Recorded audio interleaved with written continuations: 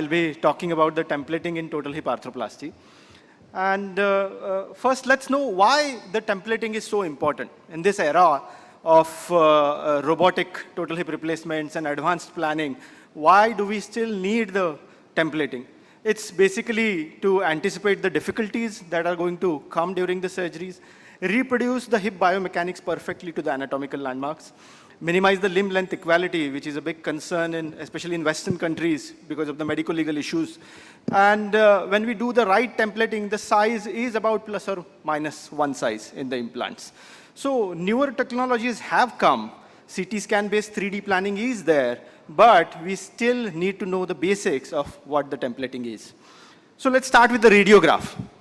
What does the radiograph need to be? So radiograph, it's an AP pelvis with both the hips and about 10 to 15 degrees internal rotation of the hip or the legs. And that makes the neck parallel to the floor, and that gives us an accurate neck valgus angle. Because if the neck is valgus, the hip offset reduces, and then we may miscalculate the measurements. Then we have to check or account for any pelvic obliquity. There will be a magnification with every X-ray, and we need to put a magnification marker or a marker ball or a scale, something, which usually accounts for that 20% additional magnification we get in the X-rays. So once the X-rays are sorted, then the landmarks on the X-ray. So the landmarks, in the femur side, it's the medullary canal. We need to check whether it is door A, B, C.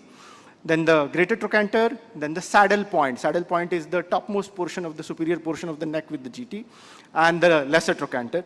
In the acetabular side, we check for the roof and the teardrop. Teardrop is the confluence of anterior and posterior wall, the inferior most portion of the acetabulum.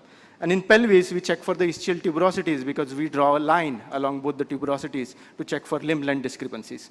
Now, how do we measure the hip length discrepancy, not the limb length? Because limb length discrepancy can occur or change because of the abduction and adduction in the hip, the leg position, as well as the FFD may reduce the limb length discrepancy.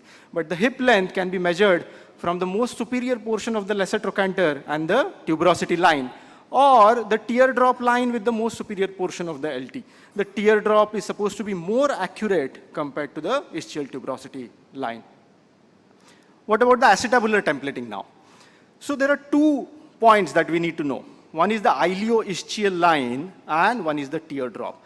Teardrop usually indicates the lowermost portion of the acetabular cup where it should be sitting, and the cup should not cross the ilioischial line, otherwise it is too medialized. Medialized means change in the joint reaction force and hip biomechanics. What do we look at the femoral side now?